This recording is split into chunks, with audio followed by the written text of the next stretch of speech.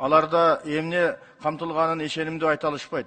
Бирок электрондук сигареталардын суюктугунун курамындагы химиялык ароматизаторлор дем алуу органдарына өзгөчө таасир берерин, жаш организмди катуу жабыркатарын байма-бай айтып келишет.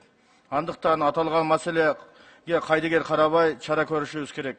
Кыргызстандын башкы байлыгы эл. Ал эми элдин келечеги жаштар. Жаштарыбыздын саламаттыгына кам көрүү менен улутубуздун келечегине кам көргөн болобуз. Эгер бул мыйзам кабыл алынса, жарандарыбыздын ден соолугун жана бакубатчылыгын камсыздоо үчүн электрондук сигареталарды ташып келүүгө, сатууга жана колдонууга тыюу салынат. Элибиздин келечегин ойлогон эл өкүлдөрү катары аталган демилгебизди колдоп берүүңүздөрдү суранабыз. Сурооңуздар болсо жооп берүүгө даярбыз. Рахмат, урматтуу кесиптештер.